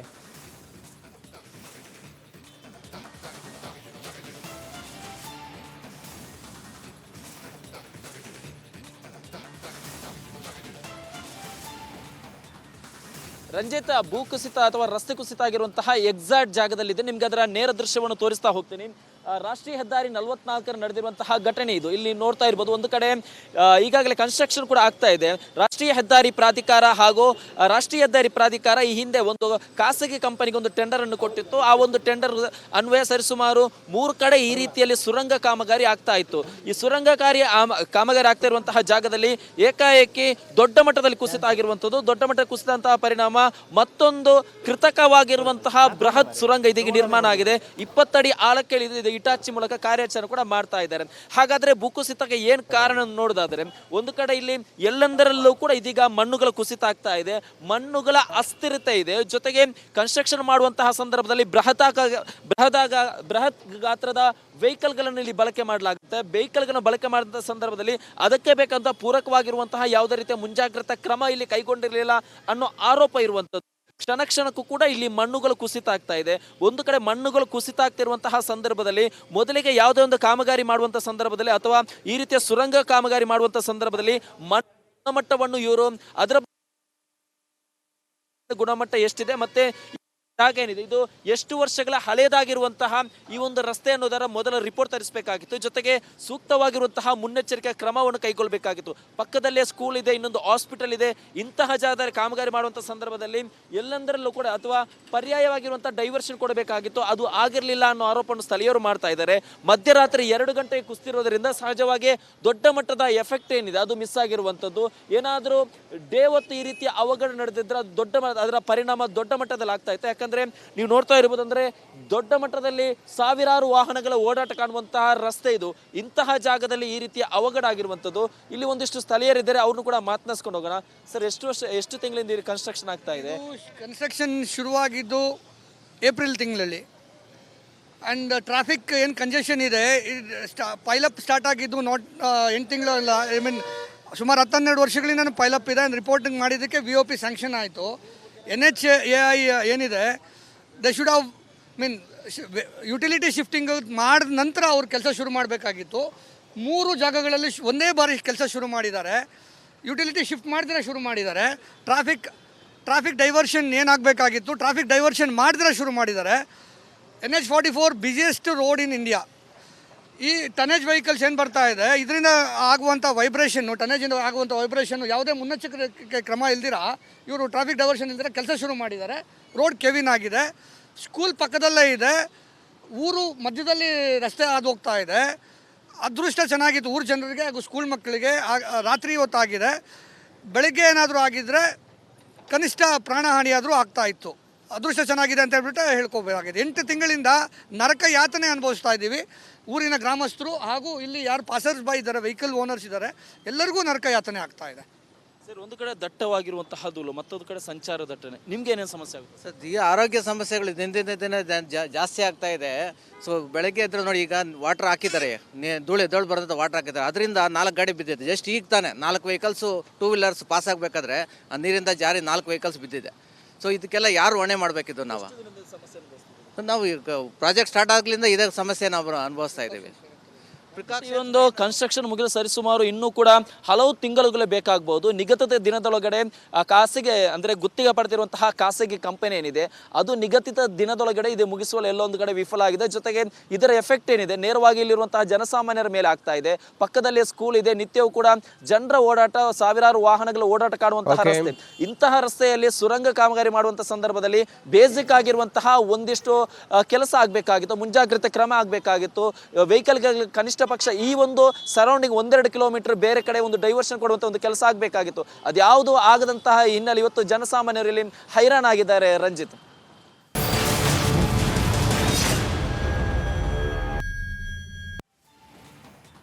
ವಿರಾಮದ ಬಳಿಕ ಮತ್ತೊಮ್ಮೆ ಸ್ವಾಗತ. ಇನ್ನಷ್ಟು ಅಪ್ಡೇಟ್ನೊಂದಿಗೆ ನಮ್ಮ ಪ್ರತಿನಿಧಿ Ashwini Devadiga, over to you Ashwini. Thank you Ranjith. ಲಕ್ಕುಂಡಿಯ ಬೆನ್ನಲ್ಲೇ ಈಗ ಕಪ್ಪತ್ತಗುಡ್ಡ ಸುತ್ತಲೂ ಕೂಡ ಒಂದಷ್ಟು ರಹಸ್ಯದ ಹುತ್ತ ಬೆಳ್ಕೊಳ್ತಾ ಇದೆ. ಕಪ್ಪತ್ತಗುಡ್ಡದಲ್ಲಿ ಹಾಗಾದ್ರೆ ಅಂಥದ್ದೊಂದು ಕೋಣೆ ಇದೆಯಾ ಅನ್ನುವಂಥ ಪ್ರಶ್ನೆ ಈಗ ಕಾಡ್ತಾ ಇರೋದು. ಅಲ್ಲಿರುವಂಥ ಸ್ಥಳೀಯರು ಹೇಳೋ ಪ್ರಕಾರ ಆ ಕಪ್ಪತ್ತಗುಡ್ಡದ ಗುಹೆಯ ಕೋಣೆಯಲ್ಲಿ ಸಾಕಷ್ಟು ಚಿನ್ನದ ಖಜಾನೆ ಇದೆ ಅಂತ ಹೇಳ್ತಾ ಇದ್ದಾರೆ. ಲಕ್ಕುಂಡಿಯಲ್ಲಿ ಉತ್ಖನನ ನಡೀತಾ ಇದೆ, ಅದರ ಬೆನ್ನಲ್ಲೇ ಕಪ್ಪತ್ತಗುಡ್ಡ ಸುತ್ತದಲ್ಲೂ ಕೂಡ ಒಂದಷ್ಟು ರಹಸ್ಯ ಇದೆ ಅಂತ ಹೇಳ್ತಾ ಇದ್ದಾರೆ. ಆ ಗುಹೆಯಲ್ಲಿ ಹಾಗಾದ್ರೆ ಆ ನಿಗೂಢ ಕೋಣೆ ಇದೆಯಾ? ಆ ಕೋಣೆ ತೆರೆದ್ರೆ ಅಪಾರ ಪ್ರಮಾಣದ ಚಿನ್ನ, ಸಂಪತ್ತು ಎಲ್ಲವೂ ಕೂಡ ಸಿಗುತ್ತಾ ಅನ್ನೋ ಪ್ರಶ್ನೆ. ಕಪ್ಪತ್ತಗುಡ್ಡ ಗುಹೆಯಲ್ಲಿದೆಯಾ ಆಂಗ್ಲರ ಕಾಲದ ಖಜಾನೆ? ರಿಪಬ್ಲಿಕ್ ಕನ್ನಡದಲ್ಲಿ ಮತ್ತೊಂದು ಮೆಗಾ ಎಕ್ಸ್ಕ್ಲೂಸಿವ್. ಈ ಕಪ್ಪತ್ತಗುಡ್ಡದ ಸುತ್ತಲೂ ಕೂಡ ಇರುವಂತವರು ಸಾಕಷ್ಟು ಕಥೆಗಳನ್ನ ಹೇಳ್ತಾ ಇದ್ದಾರೆ. ತಮ್ಮ ಹಿರಿಯರು, ಪೂರ್ವಿಕರು ಹೇಳಿದಂತ ಒಂದಷ್ಟು ಕೇಳಿದಂತಹ ಕಥೆಗಳು ಇದೆಲ್ಲವನ್ನು ಕೂಡ ಹೇಳ್ತಾ ಇರೋದು ನೋಡಿದ್ರೆ, ಆ ಕಪ್ಪತ್ತಗುಡ್ಡದಲ್ಲಿ ಇರುವಂತಹ ಗುಹೆ ಇದೆಯಲ್ಲ, ಆ ಗುಹೆಯಲ್ಲಿ ಒಂದು ಕೋಣೆ ಇದೆ. ಆ ಕೋಣೆಯನ್ನ ತೆರೆದ್ರೆ ಅದರಲ್ಲಿ ಖಜಾನೆ ಇದೆ ಅನ್ನುವಂತ ಒಂದಷ್ಟು ಕಥೆಗಳನ್ನ ಈಗ ಕಪ್ಪತ್ತಗುಡ್ಡದ ಸುತ್ತಮುತ್ತ ಇರುವಂತವರು, ಗದಗದಲ್ಲಿ ಇರುವಂತವರು ಅನೇಕರು ಈಗ ಹೇಳ್ತಾ ಇರೋರು. ಇತಿಹಾಸ ತಜ್ಞರು ಕೂಡ ಒಂದಷ್ಟು ಅನುಮಾನಗಳನ್ನು ವ್ಯಕ್ತಪಡಿಸ್ತಾರೆ. ಕಪ್ಪತ್ತಗುಡ್ಡ ಗುಹೆಗಳ ಸುತ್ತ ನೂರಾರು ಕಥೆಗಳು. ಬ್ರಿಟಿಷರ ಕಾಲದಲ್ಲಿ ಚಿನ್ನದ ಗಣಿಗಾರಿಕೆ ಇಲ್ಲಿ ನಡೆದಿತ್ತಂತೆ ಆ ಗುಹೆಯಲ್ಲಿ. ಆಗ ಆ ಕಪ್ಪತ್ತಗುಡ್ಡದ ಆ ಗುಹೆಯಲ್ಲಿ ಚಿನ್ನದ ಸಂಪತ್ತನ್ನ ಇಟ್ಟಿದ್ರು ಅನ್ನುವಂಥ ಒಂದಷ್ಟು ಕಥೆಗಳನ್ನ ಸುತ್ತಮುತ್ತಲಿನ ಜನರು, ಸ್ಥಳೀಯರು, ಆ ವಿಚಾರವನ್ನ ತಿಳಿದಂಥವರು ಎಲ್ಲರೂ ಕೂಡ ಹೇಳ್ತಾ ಇದ್ದಾರೆ. ಹಾಗಾದ್ರೆ ಆ ಗ್ರಾಮದ ಗುಹೆಯಲ್ಲಿ ಅಪಾರ ಸಂಪತ್ತು ಇದೆಯಾ ಅನ್ನುವಂಥ ಪ್ರಶ್ನೆ. ಕಬಲಾಯತಗಟ್ಟಿ ಅನ್ನುವಂತ ಗ್ರಾಮ, ಆ ಗ್ರಾಮದ ಗುಹೆ, ಅಲ್ಲಿ ಅಪಾರ ಸಂಪತ್ತಿದೆಯಾ ಅನ್ನೋ ಪ್ರಶ್ನೆ ಅಲ್ಲಿನ ಸ್ಥಳೀಯರು ಮಾತಾಡಿದಾರೆ ನೋಡಿ. ಅವಧಿ ಮುಗಿತಲ್ಲ, ಆ ಕಾಲಕ್ಕೆ ಅವ್ರು ಇಲ್ಲಿದ್ದ ಹೋದ್ರು, ಇದು ಇಲ್ಲಿದ್ದು ಇಲ್ಲಿಗೆ ದೊಡ್ಡ ಭಾಗ. ಆ ಕಾಲಕ್ಕೆ ಅವ್ರು ಇಲ್ಲಿದ್ದ ಹೋದ್ರು, ಇದು ಇಲ್ಲಿದ್ದು ಇಲ್ಲಿಗೆ ದೊಡ್ಡ ಬಾಗಲ. ಹೌದಾ? ಸುಮಾರು ಒಂದು ರೈಲ್ವೆ ಹಳೆ ಹೋಗ್ಯಾರ ಸರ್. ಈಗ ಅಲ್ಲಿ ನಮ್ದೊಂದು ಹೊಲ ಇತ್ತು, ನಾವು ಹರಗುವಾಗ ಕೆಲಸ ಮಾಡುವಾಗ ಸೌಂಡ್ ಬರೈತ್ರಿ, ಹಣ್ಣೇನು ಸಿಕ್ಕೈತಿ ನಮ್ಗೆ. ಆ ಕಡೆ ಈ ಕಡೆ ಬಹಳಷ್ಟು ಹೋಗೈತ್ರಿ, ಇದು ಒಂದ ಕಡೆ ಇಲ್ಲ, ಡೈರೆಕ್ಟ್ ಇಲ್ಲಿದು ಈ ಕಡೆ. ಉತ್ತರ ಕರ್ನಾಟಕದ ಸಹ್ಯಾದ್ರಿ ಅಂತ ಕರೆಸಿಕೊಳ್ಳುವ ಕಪ್ಪತ್ತಗುಡ್ಡ ಸಾಕಷ್ಟು ಅಪಾರ ಪ್ರಮಾಣದ ಖನಿಜ ಸಂಪತ್ತನ್ನು ತನ್ನ ಒಡಿಲಿನಲ್ಲಿ ಇಟ್ಟುಕೊಂಡಿದೆ. ಈ ಬಗ್ಗೆ ರಿಪಬ್ಲಿಕ್ ಕನ್ನಡನೂ ಕೂಡ ಗ್ರೌಂಡ್ ರಿಪೋರ್ಟ್ ಮಾಡ್ತಾ ಇದೆ. ಇವಾಗ ನಾವು ಗದಗ ಜಿಲ್ಲೆಯ ಕಬಲಾದಗಟ್ಟಿಯಲ್ಲಿರುವಂಥ ಒಂದು ಗುಹೆ ಬಳಿ ಇದ್ದೇವೆ. ನಾವು ಇಲ್ಲಿ ನೋಡ್ತಾ ಇರ್ಬೋದು, ಇದು ಏನು ರಾಜ ಮಹಾರಾಜರ ಕಾಲದಿಂದ ಹಿಡಿದು ಬ್ರಿಟಿಷರ ಕಾಲದವರೆಗೂ ಕೂಡ ಇಲ್ಲಿ ಒಂದು ಚಿನ್ನದ ಗಣಿಗಾರಿಕೆ ಮಾಡಿದ್ರು. ಆ ಕುರುಹುಗಳು ಕೂಡ ಇಲ್ಲಿ ಇದ್ದಾವೆ. ರಿಪಬ್ಲಿಕ್ ಕನ್ನಡ ಏನು ಇಲ್ಲಿ ಗ್ರೌಂಡ್ ರಿಪೋರ್ಟ್ ಮಾಡ್ತಾ ಇರುವಂಥದ್ದು ಈ ಒಂದು ಭಾಗದಲ್ಲಿ ನಾವು ನೋಡ್ತಾ ಇರ್ಬೋದು. ಇದು ಸುಮಾರು 200-300 ಕಿಲೋಮೀಟರ್ನಷ್ಟು ಉದ್ದವಾದಂಥ ಒಂದು ಗುಹೆ ಇದೆ. ಈ ಒಂದು ಗುಹೆಯಲ್ಲಿ ರಿಪಬ್ಲಿಕ್ ಕನ್ನಡ ಇವಾಗ ಜರ್ನಿ ಮಾಡ್ತಾ ಇರುವಂಥದ್ದು. ಯಾಕಂತಂದರೆ ಈ ಒಂದು ಪ್ರದೇಶದಲ್ಲಿ ಅಂದರೆ ಲಕ್ಕುಂಡಿಯಲ್ಲಿ ಇವಾಗ ಚಿನ್ನದ ನಿಧಿ ಸಿಕ್ಕ ಬೆನ್ನಲ್ಲೇ ಲಕ್ಕುಂಡಿಯಲ್ಲಿ ಟಂಕಶಾಲೆ ಇತ್ತು. ಆ ಟಂಕಶಾಲೆಗೆ ಎಲ್ಲಿಂದ ಚಿನ್ನ ಬರ್ತಾ ಇತ್ತು, ಇಂಥ ಹಲವು ಪ್ರಶ್ನೆಗಳು ಕೂಡ ಕಾಡ್ತಾ ಇದ್ವು. ಈ ಬಗ್ಗೆ ರಿಪಬ್ಲಿಕ್ ಕನ್ನಡ ನಿರಂತರವಾಗಿ ಗ್ರೌಂಡ್ ರಿಪೋರ್ಟ್ ಮಾಡ್ತಾ ಇತ್ತು. ಇವಾಗ ನಾವು ಒಂದು ಗುಹೆಯಲ್ಲಿ ಇದ್ದೇವೆ. ಈ ಗುಹೆಯಲ್ಲಿ ಯಾವ ರೀತಿ ಚಿನ್ನವನ್ನು ತೆಗೆದುಕೊಂಡು ಹೋಗ್ತಾ ಇದ್ರು ಅಂತೇಳಿ ಈ ಹಿಂದೆ ಕಲ್ಯಾಣ ಚಾಲುಕ್ಯರಾಗಿರ್ಬೋದು, ವಿಜಯನಗರ ಅರಸರಾಗಿರ್ಬೋದು, ರಾಷ್ಟ್ರಕೂಟರು ಕೂಡ ಆ 9, 10, 14ನೇ ಶತಮಾನದವರೆಗೂ ಕೂಡ ಇಲ್ಲಿ ರಾಜ ಮಹಾರಾಜರು ಆಳ್ವಿಕೆ ಮಾಡಿದ್ರು. ಅಂಥ ಸಮಯದಲ್ಲಿ ಭಾಗದಲ್ಲಿ ಏನು ಲಕ್ಕುಂಡಿಯಲ್ಲಿ ಮತ್ತು ಸೂಡಿಯಲ್ಲಿ ಟಂಕಶಾಲೆ ಏನಿತ್ತು, ಆ ಟಂಕಶಾಲೆಗೆ ಇದೇ ಒಂದು ಕಪ್ಪತ್ತಗುಡ್ಡ ಭಾಗದಿಂದ ಚಿನ್ನವನ್ನು ತೆಗೆದುಕೊಂಡು ಹೋಗಿ ಅಲ್ಲಿ ನಾಣ್ಯಗಳನ್ನು ಕೂಡ ರೆಡಿ ಮಾಡ್ತಾ ಇದ್ರು ಅಂಥೇಳಿ ಇತಿಹಾಸದಿಂದ ನಮಗೆ ತಿಳಿದು ಬರುತ್ತೆ. ಆದರೆ ಈ ಒಂದು ಕಪ್ಪತ್ತಗುಡ್ಡದಲ್ಲಿ ಅಪಾರ ಸಂಪತ್ತಿದೆ, ಖನಿಜ ಸಂಪತ್ತಿದೆ. ಬ್ರಿಟಿಷರು ಕೂಡ ಈ ಒಂದು ಕಪ್ಪತ್ತಗುಡ್ಡದಲ್ಲಿ ಕೆಲವು ವರ್ಷಗಳ ಕಾಲ ಕೂಡ ಇಲ್ಲಿ ಒಂದು ಚಿನ್ನದ ಗಣಿಗಾರಿಕೆ ಮಾಡಿದರು. ಅವರು ಗಣಿಗಾರಿಕೆ ಮಾಡುವಂಥ ಸಮಯದಲ್ಲಿ ಇಲ್ಲಿ ರೈಲ್ವೆ ಹಳಿ ಕೂಡ ಹಾಕಿದ್ರು. ಅದೇ ರೀತಿಯಾಗಿ ಈ ಭಾಗದಲ್ಲಿ ಕೂಡ ಅವರು ಸಾಕಷ್ಟು ವರ್ಷಗಳ ಕಾಲ ಇಲ್ಲಿಯ ಚಿನ್ನವನ್ನು ತೆಗೆದುಕೊಂಡು ಹೋಗ್ತಾ ಇದ್ರು. ಅದೇ ರೀತಿಯಾಗಿ ಈ ಒಂದು ಭಾಗ ಏನಿದೆ ಇಲ್ಲಿ ಗ್ರಾಮಸ್ಥರು ಹೇಳುವ ಪ್ರಕಾರ ಇದೊಂದು ನಿಗೂಢವಾದ ಒಂದು ಸ್ಥಳ. ಯಾಕಂತಂದರೆ ಇಲ್ಲಿ ನಾವು ನೋಡ್ತಾ ಇರ್ಬೋದು, ಈ ಒಂದು ಗುಹೆ ಎಂಡಿಗೆ ಅಂದರೆ ಸುಮಾರು 200ರಿಂದ 300 ಮೀಟರ್ವರೆಗೆ ಬಂದ ತಕ್ಷಣ ಇಲ್ಲಿ ಈ ರೀತಿ ಮಣ್ಣು ಹಾಕಿದ್ದಾರೆ. ಇಲ್ಲಿಯ ಇತಿಹಾಸ ತಜ್ಞರು ಮತ್ತು ಗ್ರಾಮಸ್ಥರು ಹೇಳೋ ಪ್ರಕಾರ ಆ ಪ್ರದೇಶದಲ್ಲಿ ಸಾಕಷ್ಟು ನಿಕ್ಷೇಪ ಅಂದರೆ ಚಿನ್ನ ಸಿಕ್ಕಿತ್ತು. ಅಂಥ ಸಮಯದಲ್ಲಿ ಅದನ್ನು ಅಲ್ಲೇ ಬ್ರಿಟಿಷರು ಬಿಟ್ಟು ಹೋಗಿದ್ದಾರೆ. ಹೀಗಾಗಿ ಅಲ್ಲಿ ಯಾರಿಗೂ ಹೋಗಲು ಕೂಡ ಆಗ್ತಾ ಇಲ್ಲ. ಆ ಮುಂದಿನ ಭಾಗದಲ್ಲಿ ಕೂಡ ಸಾಕಷ್ಟು ಪ್ರಮಾಣದ ನೀರು ಆವರಿಸಿದೆ. ಹೀಗಾಗಿ ಗ್ರಾಮಸ್ಥರು ಕೂಡ ಹೋಗ್ತಾ ಇಲ್ಲ, ಇಲ್ಲಿದ್ದರೂ ಯಾರು ಕೂಡ ಹೋಗ್ತಾ ಇಲ್ಲ. ಈ ಒಂದು ಜನರು ಹೇಳೋ ಪ್ರಕಾರ ಆ ಒಂದು ಪ್ರದೇಶದಲ್ಲಿ ಅಪಾರ ಪ್ರಮಾಣದ ಚಿನ್ನ ಇದೆ, ಚಿನ್ನದ ನಿಕ್ಷೇಪ ಇದೆ. ಹಾಗಾಗಿ ಬ್ರಿಟಿಷರು ಅಂದು ಏನು ಇಲ್ಲಿ ಗಣಿಗಾರಿಕೆ ಮಾಡ್ತಾಯಿದ್ರು, ಅಂಥ ಸಮಯದಲ್ಲಿ ಎಲ್ಲ ಚಿನ್ನವನ್ನು ಕೂಡ ಅದರಲ್ಲಿ ಇಟ್ಟು ಅದನ್ನು ಲಾಕ್ ಮಾಡಿ ಬಂದ್ ಮಾಡ್ಕೊಂಡು ಹೋಗಿದ್ದಾರೆ. ಈವರೆಗೂ ಕೂಡ ಅಲ್ಲಿ ಯಾರಿಗೂ ಹೋಗಲು ಆಗ್ತಾ ಇಲ್ಲ ಮತ್ತು ಅದನ್ನು ತೆಗೆದುಕೊಂಡು ಹೋಗಲು ಆಗ್ತಾ ಇಲ್ಲ ಅಂಥೇಳಿ ಗ್ರಾಮಸ್ಥರು ಹೇಳ್ತಾ ಇದ್ದಾರೆ. ಒಟ್ಟಾರೆ ಹೇಳಬೇಕಂತಂದರೆ ರಿಪಬ್ಲಿಕ್ ಕನ್ನಡ ಕಪ್ಪತ್ತಗುಡ್ಡದಲ್ಲಿ ನಿರಂತರವಾಗಿ ವಿಸ್ತೃತವಾದ ವರದಿ ಮಾಡ್ತಾ ಇದೆ. ಕಪ್ಪತ್ತಗುಡ್ಡದಲ್ಲಿರುವ ಒಂದೊಂದು ರಹಸ್ಯಗಳು ಕೂಡ ಇವಾಗ ಬಯಲಾಗ್ತಾ ಇದ್ದಾವೆ. ಕ್ಯಾಮ್ರಾಮ್ಯಾನ್ ಮಂಜುನಾಥ್ ಜೊತೆ ಮಂಜು ಪತ್ತಾರ್, ರಿಪಬ್ಲಿಕ್ ಕನ್ನಡ, ಗದಗ್. ಸ್ಥಳೀಯ ಸಂಸ್ಥೆಯ ಚುನಾವಣೆಗೂ ಮುನ್ನವೇ ಮಂಡ್ಯ ಜೆಡಿಎಸ್ ಹಾಗೆ ಬಿಜೆಪಿ ಮೈತ್ರಿಯಲ್ಲಿ ಭಿನ್ನಮತ ಶುರುವಾಗಿದೆ. 2028ರ ವಿಧಾನಸಭೆ ಚುನಾವಣೆಗೆ ಅಭ್ಯರ್ಥಿಗಳ ವಿಚಾರಕ್ಕೆ, ಈ ಕ್ಷೇತ್ರ ಹಂಚಿಕೆ ಮಾಡುವಂಥ ವಿಚಾರಕ್ಕೆ ಭಿನ್ನರಾಗ ಎದ್ದಿದೆ ಅನ್ನುವಂಥ ಮಾಹಿತಿ ಕೂಡ ಇದೆ. ಅದೆಲ್ಲದಕ್ಕೂ ಸಂಬಂಧಪಟ್ಟಂತೆ ಒಂದು ರಿಪೋರ್ಟ್ ಇದೆ, ನೋಡ್ಕೊಬನ್ನಿ.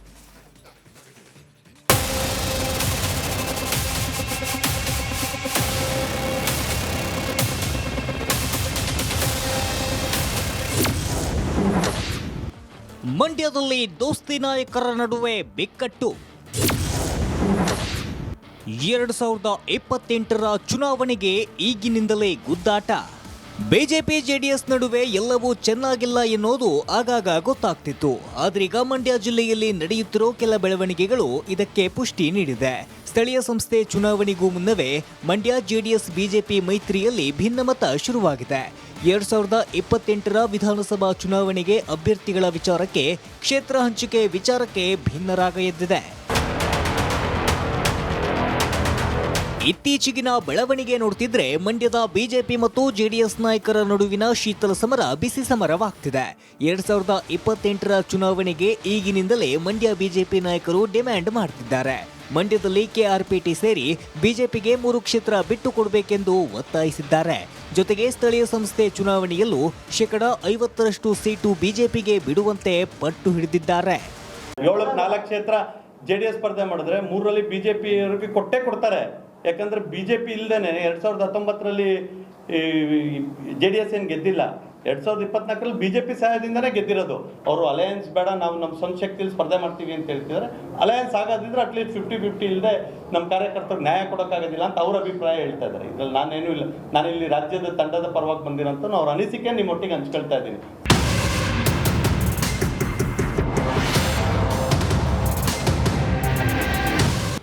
ಮಂಡ್ಯದಲ್ಲಿ ಕ್ಷೇತ್ರ ಹಂಚಿಕೆ ಫೈಟ್ಗೆ ಮಾಜಿ ಸಚಿವ ನಾರಾಯಣಗೌಡ, ಮಾಜಿ ಶಾಸಕ ಪ್ರೀತಂ ಗೌಡ ನಾಂದಿ ಹಾಡಿದ್ದಾರೆ. ಜೊತೆಗೆ ನಿಖಿಲ್ ಕುಮಾರಸ್ವಾಮಿಗೂ ವಾರ್ನಿಂಗ್ ಮಾಡಿದ್ದಾರೆ. ಇತ್ತೀಚೆಗಷ್ಟೇ ಕೆಆರ್ಪೇಟೆಯಲ್ಲಿ 2028ಕ್ಕೆ ಎಚ್ಡಿ ಮಂಜು ಅವರನ್ನ ಮತ್ತೆ ಗೆಲ್ಲಿಸಿ ಎಂದು ನಿಖಿಲ್ ಮನವಿ ಮಾಡಿದ್ರು. ಈ ವಿಷಯವನ್ನ ಪ್ರಸ್ತಾಪಿಸಿ ಗರಂ ಆದ ನಾರಾಯಣಗೌಡರು ಅಭ್ಯರ್ಥಿ ಘೋಷಣೆ ಮಾಡೋಕೆ ನಿಖಿಲ್ ಕುಮಾರಸ್ವಾಮಿಗೆ ಯಾರೂ ಅಧಿಕಾರ ಕೊಟ್ಟಿಲ್ಲ, ನಿಖಿಲ್ ಬಾಯಿ ಮುಚ್ಚಿಕೊಂಡು ಇರಬೇಕು ಎಂದು ಎಚ್ಚರಿಸಿದ್ದಾರೆ.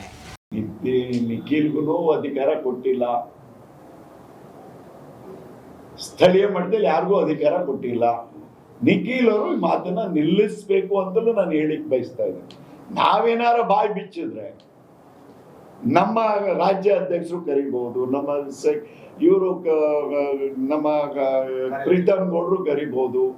ಯಾಕಪ್ಪ ಹಿಂಗ್ ಮಾತಾಡದೆ ಅನ್ಬೋದು, ಅದನ್ನ ಒಂದು ಇದಕ್ಕಾಗಿ ನಮ್ಮ ಪಕ್ಷದ ಗೌರವಕ್ಕಾಗಿ ನಾವು ಗೌರವದಿಂದ ಇದ್ದೀವಿ. ಇಲ್ಲ ಅಂತ ಹೇಳಿದ್ರೆ ಬೇರೆ ಥರ ಬ್ಲಾಸ್ಟ್ ಆಗುತ್ತೆ. ಈ ಎಲ್ಲ ಬೆಳವಣಿಗೆ ನೋಡ್ತಿದ್ರೆ ಮುಂದೊಂದು ದಿನ ಮಂಡ್ಯ ಬಿಜೆಪಿ ಹಾಗೂ ಜೆಡಿಎಸ್ನಲ್ಲಿ ಭಿನ್ನಮತ ಸ್ಫೋಟವಾಗುವ ಎಲ್ಲ ಲಕ್ಷಣಗಳು ಕಾಣಿಸ್ತಿದೆ. ಎರಡೂ ಪಕ್ಷಗಳ ವರಿಷ್ಠರು ಈ ಬಿಕ್ಕಟ್ಟನ್ನ ಹೇಗೆ ಬಗೆಹರಿಸ್ತಾರೆ ಅನ್ನೋದನ್ನ ಕಾದು ನೋಡಬೇಕಿದೆ. Bureau report, Republic Kannada.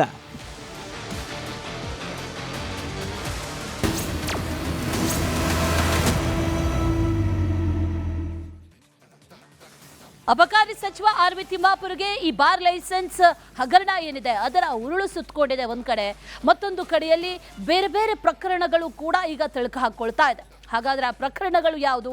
ಇಲ್ಲಿದೆ ನೋಡಿ ಡೀಟೇಲ್ಸ್.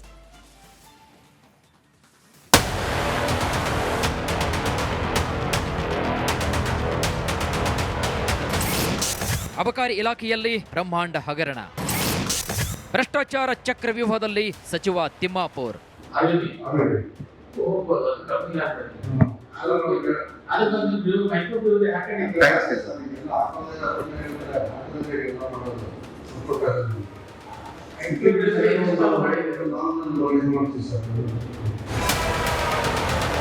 ಲಂಚ ಲಂಚ ಲಂಚ, ಬಾರ್ ಲೈಸೆನ್ಸ್ ಕೊಡಲು ಕೋಟಿ ಕೋಟಿ ಲಂಚ, ಅಬಕಾರಿ ಡಿಸಿ ಎಸ್ಪಿಗೂ ಕೊಡಬೇಕಂತೆ ಹಣ. ರಾಜ್ಯದ ಅಬಕಾರಿ ಇಲಾಖೆಯ ಕರ್ಮಕಾಂಡವಿದು. ಕಾಂಗ್ರೆಸ್ಗೆ ಈಗ ಅಬಕಾರಿ ಇಲಾಖೆಯಲ್ಲಿ ಈಗ ಎಣ್ಣೆಯಿಂದ ಹಗರಣಗಳ ಸಂಖ್ಯೆ ಹೆಚ್ಚಾಗಿದೆ. ಅಂತಹ ಸಾಲು ಸಾಲು ಪ್ರಕರಣಗಳು ಇಲ್ಲಿವೆ ನೋಡಿ.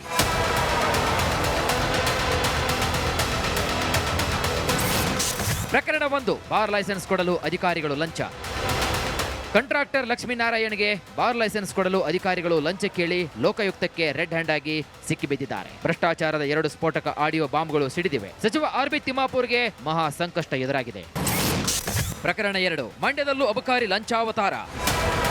ಸಕ್ಕರೆ ನಾಡು ಮಂಡ್ಯದಲ್ಲೂ ಅಬಕಾರಿ ಲಂಚಾವತಾರ ಮಿತಿಮೀರಿ ಹೋಗಿದೆ. ಲೈಸೆನ್ಸ್ ನೀಡಬೇಕು ಅಂದ್ರೆ ಲಕ್ಷ ಲಕ್ಷ ಹಣ ಕೊಡಬೇಕಂತೆ. ಚಂದೂಪುರ ಗ್ರಾಮದ ಪುನೀತ್ ವಿಡಿಯೋ ಸಾಕ್ಷಿ ಸಹಿತ ಲೋಕಾಯುಕ್ತಕ್ಕೆ ದೂರು ನೀಡಿದ್ರು. ರಿಪಬ್ಲಿಕ್ ಕನ್ನಡ ವರದಿ ಬಳಿಕ ಅಬಕಾರಿ ಡಿಸಿ ಹಾಗೂ ಅಬಕಾರಿ ಇನ್ಸ್ಪೆಕ್ಟರ್ ಅಮಾನತು ಆಗಿತ್ತು.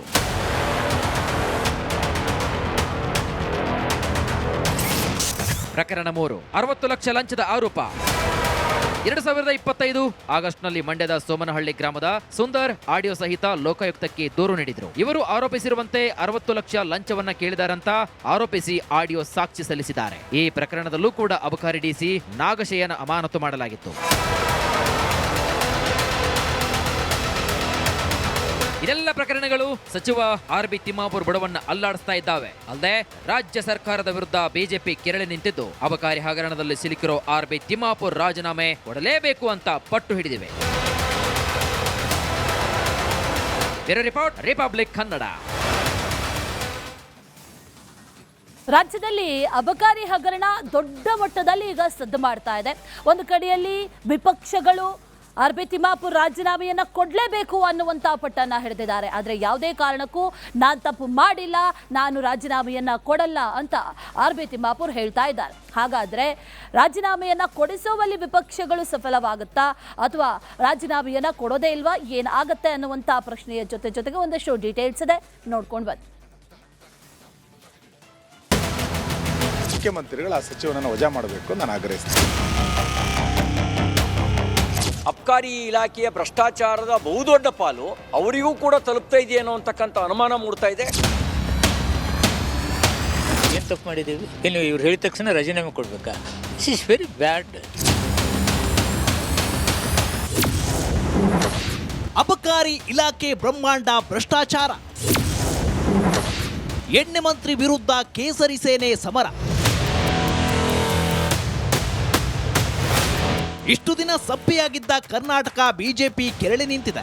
ಅಬಕಾರಿ ಹಗರಣದಲ್ಲಿ ಸಿಲುಕಿರೋ ಆರ್.ಬಿ. ತಿಮ್ಮಾಪುರ ರಾಜೀನಾಮೆ ಕೊಡಬೇಕು ಎಂದು ಪಟ್ಟು ಹಿಡಿದಿದೆ. ಅದೇ ವಿಚಾರ ಇಂದು ಅಧಿವೇಶನದಲ್ಲಿ ಸದ್ದು ಮಾಡಿತ್ತು. ಆರ್.ಬಿ. ತಿಮ್ಮಾಪುರ ರಾಜೀನಾಮೆ ಕೊಡಬೇಕು. 5,000 ಕೋಟಿ 6,000 ಕೋಟಿ ರೂಪಾಯಿ ಹಗರಣ ಒಂದು ಇಲಾಖೆಯಲ್ಲಿ ನಡೆಯುತ್ತೆ ಅಂತಂದರೆ ಇದರ ಹಿಂದೆ ಯಾರಿದ್ದಾರೆ? ಇಡೀ ಸಚಿವ ಸಂಪುಟ ಅಥವಾ ಮುಖ್ಯಮಂತ್ರಿಗಳಿಲ್ಲದೆ ಈ ಹಗರಣ ನಡೀಲಿಕ್ಕೆ ಸಾಧ್ಯ ಇಲ್ಲ. ಬೇರೆ ಬೇರೆ ರೀತಿಯಾದಂಥ ಅಬಕಾರಿಯ ಬಾರ್ಗಳು ಒಟ್ಟು 14,442 ಇದೆ. ಇದನ್ನು ನೋಡಿದಾಗ ಸರ್ಕಾರಿ ಶಾಲೆಗಳ ಸ್ಥಿತಿ ಮತ್ತು ಸರ್ಕಾರಿ ಆಸ್ಪತ್ರೆಗಳ ಪರಿಸ್ಥಿತಿ ಹೆಂಗಿದೆ, ಸರ್ಕಾರದ ಆದ್ಯತೆ ಏನು ಅನ್ನೋದು ಗೊತ್ತಾಗಿದೆ. ನಾವು ಈ ಹಿನ್ನೆಲೆಯಲ್ಲಿ ಹೇಳ್ತಾ ಇರೋದು ಏನಂತಂದರೆ, ಸರ್ಕಾರ ಭ್ರಷ್ಟಾಚಾರವನ್ನು ಸಮರ್ಥನೆ ಮಾಡಿಕೊಳ್ಳದೆ ಮುಖ್ಯಮಂತ್ರಿಗಳು ಆ ಸಚಿವನನ್ನು ವಜಾ ಮಾಡಬೇಕು ನಾನು ಆಗ್ರಹಿಸ್ತೇನೆ. ತಿಮ್ಮಾಪುರ ರಾಜೀನಾಮೆಗೆ ವಿಜಯೇಂದ್ರ ಪಟ್ಟು. ನಾವಿವತ್ತು ಆಗ್ರಹ ಪಡಿಸ್ತಾ ಇರುವಂಥದ್ದು ಭಾರತೀಯ ಜನತಾ ಪಾರ್ಟಿ ಹಾಗೂ JDS ಭ್ರಷ್ಟಾಚಾರದಲ್ಲಿ ಮುಳುಗೋಗಿರ್ತಕ್ಕಂಥ ಕಾಂಗ್ರೆಸ್ ಸರ್ಕಾರ ಅಬಕಾರಿಯ ವಿಚಾರದಲ್ಲಿ ಒಂದು ಗಟ್ಟಿಯಾಗಿರ್ತಕ್ಕಂಥ ನಿರ್ಧಾರವನ್ನು ಮಾನ್ಯ ಮುಖ್ಯಮಂತ್ರಿಗಳು ತೆಗೆದುಕೊಳ್ಬೇಕು. ಅಬಕಾರಿ ಸಚಿವರ ರಾಜೀನಾಮೆಯನ್ನು ತೆಗೆದುಕೊಂಡು ಆಮೇಲೆ ಅದ್ರ ಬಗ್ಗೆ ತನಿಖೆ ಆಗಲಿ. ಭ್ರಷ್ಟಾಚಾರದಲ್ಲಿ ಸಿದ್ದರಾಮಯ್ಯ ಹಾಗೂ ಪಾಲು. ಅಂಗೈ ಹುಣ್ಣಿ ಕನ್ನಡಿ ಹಿಡಿಬೇಕಾಗಿಲ್ಲ. ಅಬಕಾರಿ ಇಲಾಖೆ ಭ್ರಷ್ಟಾಚಾರಕ್ಕೂ ಕನ್ನಡಿ ಅವಶ್ಯಕತೆ ಇಲ್ಲ. ಅಷ್ಟು ಕನ್ನಡಿಯಷ್ಟು ಸ್ಪಷ್ಟವಾಗಿಯೇ ಭ್ರಷ್ಟಾಚಾರದ ಸಾಕ್ಷಿ ಸಮೇತ ದಾಖಲೆಗಳನ್ನು ಕೊಟ್ಟರೂ ಕೂಡ, ಪೆನ್ ಡ್ರೈವ್ಗಳನ್ನು ಕೊಟ್ಟರೂ ಕೂಡ ಮುಖ್ಯಮಂತ್ರಿಗಳು ಕ್ರಮ ಕೈಗೊಳ್ಳದೇ ಇರೋದನ್ನು ನೋಡಿದಾಗ ನನಗನ್ಸುತ್ತೆ ಅಬಕಾರಿ ಇಲಾಖೆಯ ಭ್ರಷ್ಟಾಚಾರದ ಬಹುದೊಡ್ಡ ಪಾಲು ಅವರಿಗೂ ಕೂಡ ತಲುಪ್ತಾ ಇದೆಯೇನೋ ಅಂತಕ್ಕಂಥ ಅನುಮಾನ ಮೂಡ್ತಾ ಇದೆ. ಆ ಕಾರಣಕ್ಕೇ ಅವರು ಭಯ ಬಿದ್ದಿದ್ದಾರೆ. ನೋವೇ, ನಾನು ರಾಜೀನಾಮೆ ಕೊಡಲ್ಲ. ಎದಕ್ಕೆ ಕೊಡ್ಬೇಕು ರಾಜೀನಾಮೆ? ಏನು ತಪ್ಪು ಮಾಡಿದ್ದೀವಿ? ಏನು ಇವ್ರು ಹೇಳಿದ ತಕ್ಷಣ ರಾಜೀನಾಮೆ ಕೊಡಬೇಕಾ? This is very bad. What is the proof is there? ಅವಶ್ಯಕವಾಗಿ ತೇಜೋವಧೆ ಮಾಡಲಿಕ್ಕೆ ಇಂಥ ಕೆಲಸ ಮಾಡ್ತಾರೆ. ಎಲ್ಲೋ ಒಂದು ಕಡೆ ಪಾಪ ನಮ್ಮ ವಿರೋಧ ಪಕ್ಷದ ನಾಯಕರಿದ್ದಾಗೆ ದಾರಿ ತಪ್ಪಿಸಿ ಕೆಲಸ ಮಾಡ್ತಾ ಇದ್ದಾರೆ. ಅದು ನಡೀತಾ ಇದೆ. ಏನು ಮಾಡೋಕ್ಕಾಗತ್ತೆ? ಸುಮ್ಮನೆ ನಮ್ಮಂಥವ್ರ ಮೇಲೆ ಬ್ಲೇಮ್ ಮಾಡೋದು, ರಾಜಕಾರಣ ಮಾಡೋದು ನಡೀತಾ ಇದೆ. ದಲಿತ ಎಂಬ ಕಾರಣಕ್ಕೆ ತಿಮ್ಮಾಪುರ ಟಾರ್ಗೆಟ್. ಅವ್ರಿಗೆ ಮನ್ರೇಗಾ ವಿಚಾರದಲ್ಲಿ ನಾವೆಲ್ಲ ಚರ್ಚೆ ಮಾಡ್ತೀವಿ, ಬೆಳಕು ಚೆಲ್ತೀವಿ, ಜನರಿಗೆ ಏನು ಅನುಕೂಲ ಆಗ್ತಾಯಿತ್ತು ಇವನ್ನೆಲ್ಲ ತಿಳಿಸ್ತೀವಿ ಅಂಥೇಳಿ ಅವ್ರಿಗೆ ಸಹಿಸ್ಕೊಳಕ್ಕೆ ಆಗ್ತಾಯಿಲ್ಲ. ಸೊ ಹಂಗೆ ಇದೆಲ್ಲ ಬರೀ ಒಂದು ಏನೋ ಒಬ್ಬ ದಲಿತನ ತೊಂದರೆ ಮಾಡಬೇಕು ಅಂಥೇಳಿ ಇವತ್ತು ಮಾಡ್ತಾ ಇದ್ದಾರೆ. ಮತ್ತೋರ್ವ ಅಬಕಾರಿ ಅಧಿಕಾರಿ ಅಮಾನತು. ಅಬಕಾರಿ ಆಡಿಯೋ ಬಾಂಬ್ ಬೆನ್ನಲ್ಲೇ ತಿಮ್ಮಾಪುರ ಇಲಾಖೆಯ ಮತ್ತೋರ್ವ ಅಧಿಕಾರಿ ಅಮಾನತಾಗಿದ್ದಾರೆ. CL7 ಲೈಸೆನ್ಸ್ ನೀಡಲು 60 ಲಕ್ಷ ಲಂಚ ಕೇಳಿದ ಮಂಡ್ಯ ಅಬಕಾರಿ ಉಪ ಆಯುಕ್ತ ನಾಗಾಶೇನೆಗೆ ಶಾಕ್ ಕೊಡಲಾಗಿದೆ. Bureau report, Republic Kannada.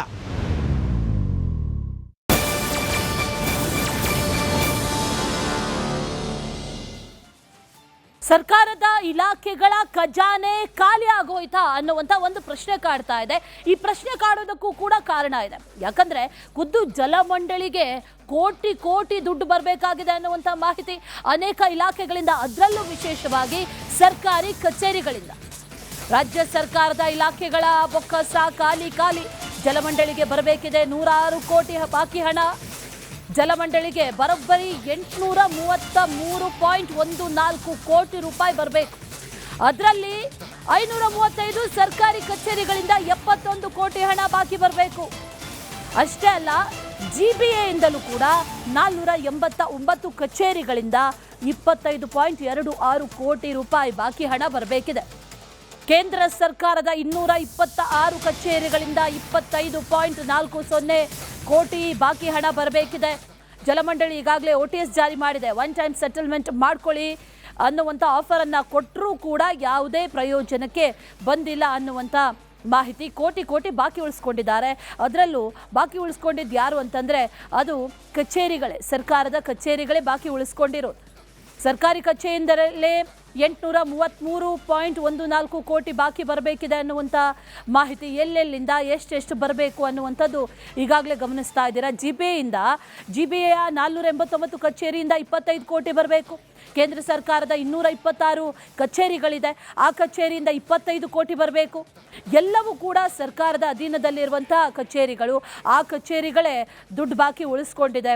ಅದರಲ್ಲೂ ನೀರಿನ ಬಿಲ್ ಬಾಕಿ ಉಳಿಸ್ಕೊಂಡಿದೆ. ಜನಸಾಮಾನ್ಯರು 100, 200, 1000 ಉಳಿಸ್ಕೊಂಡಂಥ ಸಂದರ್ಭದಲ್ಲಿ ನೋಟಿಸ್ ಮೇಲೆ ನೋಟಿಸ್, ನೀರಿನ ಕನೆಕ್ಷನ್ ಕಟ್, ಇದೆಲ್ಲವೂ ಕೂಡ ಮಾಡ್ತಾರೆ. ಆದರೆ ಕೋಟಿಗಟ್ಟಲೆ ಉಳಿಸ್ಕೊಂಡಿರುವಂಥ ಕಚೇರಿಗಳಿಗೆ ಯಾವುದೇ ರೀತಿಯ ನಿರ್ಬಂಧಗಳು ಇಲ್ವಾ ಅನ್ನುವಂಥ ಪ್ರಶ್ನೆ ಈ ಸಂದರ್ಭದಲ್ಲಿ ಜನಸಾಮಾನ್ಯರು ಮಾಡ್ತಾರೆ. ಅದಕ್ಕೂ ಕೂಡ ಒನ್ ಟೈಮ್ ಸೆಟಲ್ಮೆಂಟ್ ಕೊಟ್ಟಿದೆ ಜಲಮಂಡಳಿ. ಒಮ್ಮೆನೇ ಅದನ್ನು ಕಂಪ್ಲೀಟ್ ಆಗಿ ಬಾಕಿ ಹಣವನ್ನು ಕಟ್ಟಿಬಿಡಿ ಅನ್ನುವಂಥ ಆಫರನ್ನು ಕೊಟ್ಟರೂ ಕೂಡ, ಅದನ್ನು ಜಾರಿ ಮಾಡಿದ್ರು ಕೂಡ ಅದು ಕೂಡ ಯಾವುದೇ ಯೂಸ್ ಇಲ್ಲ ಅನ್ನುವಂಥದ್ದು ಗೊತ್ತಾಗ್ತಾ ಇದೆ. ಇನ್ನೂ ಕೂಡ ಈ ಕಚೇರಿಗಳು ಎಚ್ಚೆತ್ಕೊಂಡಿಲ್ಲ. ಕಚೇರಿಗಳು ನೀರಿನ ಬಾಕಿ ಹಣವನ್ನು ಕಟ್ಟಿಲ್ಲ. ಬರೋಬ್ಬರಿ 833 ಕೋಟಿ ರೂಪಾಯಿ ಬರಬೇಕು. ಹಾಗಾದರೆ ಇಲ್ಲಿ ಮೂಡುವಂಥ ಪ್ರಶ್ನೆ ಅಂತಂದರೆ, ಬಾಕಿ ಉಳಿಸ್ಕೊಂಡಿರೋದು ಯಾವ ಕಾರಣಕ್ಕಾಗಿ? ಸರ್ಕಾರದ ಈ ಇಲಾಖೆಗಳು ಏನಿದೆ, ಇಲಾಖೆಗಳ ಬಳಿ ನೀರಿನ ಬಿಲ್ ಕಟ್ಟೋದಕ್ಕೂ ಕೂಡ ದುಡ್ಡಿಲ್ವಾ? ಹಾಗಾದರೆ ದುಡ್ಡು ಖಾಲಿ ಆಗೋಯ್ತಾ? ಖಜಾನೆ ಖಾಲಿ ಆಗೋಯ್ತಾ? ಎಲ್ಲಿ ಹೋಯ್ತು ಅನ್ನುವಂಥ ಪ್ರಶ್ನೆ ಈಗ ಕಾಡ್ತಾ ಇರೋದು. ನೀರಿನ ಬಿಲ್ ಕಟ್ಟಿಲ್ಲ, ಅನೇಕ ಕಡೆಗಳಲ್ಲಿ ಬೆಸ್ಕಾಂ ಬಿಲ್ ಬಾಕಿ ಉಳಿಸ್ಕೊಂಡಿರೋದನ್ನು ಕೂಡ ಗಮನಿಸಿದ್ವಿ.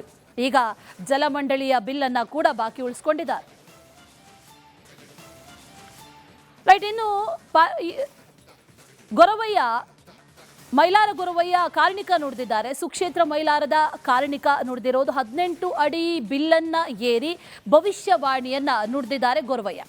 ರಾಮಪ್ಪ, ರಾಜ್ಯದಲ್ಲಿ ಈ ವರ್ಷ ಉತ್ತಮ ಮಳೆ ಬೆಳೆ ಆಗತ್ತೆ ಅನ್ನುವಂಥ ಭವಿಷ್ಯವನ್ನ ನುಡಿದಿದ್ದಾರೆ. ಸಂಪಾಯ್ತಲೇ ಪರಾಕ್ ಅಂತ ಭವಿಷ್ಯವಾಣಿಯನ್ನ ನುಡಿದಿರೋದು. ಆ ಭವಿಷ್ಯವಾಣಿಯ ಒಂದಷ್ಟು ವಿಮರ್ಶೆಗಳನ್ನು ಕೂಡ ಈಗ ಮಾಡಲಾಗ್ತಾ ಇದೆ. ಅಂದರೆ ರಾಜ್ಯದಲ್ಲಿ ಈ ವರ್ಷ ಉತ್ತಮ ಮಳೆ ಬೆಳೆ ಆಗತ್ತೆ ಅನ್ನುವಂಥ ಭವಿಷ್ಯವಾಣಿ. ಸಂಪಾಯ್ತಲೆ ಅಂದರೆ ರಾಜ್ಯ ಸುಭಿಕ್ಷ ಅಂತ ರೈತರು ಈಗ ವ್ಯಾಖ್ಯಾನವನ್ನು ಮಾಡ್ತಾ ಇದ್ದಾರೆ. ಅನ್ನದಾತರ ಮೊಗದಲ್ಲಿ ಈ ಭವಿಷ್ಯವಾಣಿಯಿಂದ ಮಂದಹಾಸ ಮೂಡಿದೆ. ಉತ್ತಮ ಕಾರ್ಣಿಕವನ್ನು ಈ ಬಾರಿ ಕೊಟ್ಟಿದ್ದಾರೆ ಅನ್ನುವಂಥ ಮಾತನ್ನು ರೈತರು ಹೇಳ್ತಾ ಇದ್ದಾರೆ. ಜೊತೆಗೆ ಉತ್ತಮ ಮಳೆ ಆಗುತ್ತೆ ಅನ್ನುವಂಥ ಭರವಸೆಯನ್ನು ಈ ಕಾರ್ಣಿಕ ಮೂಡಿಸಿದೆ.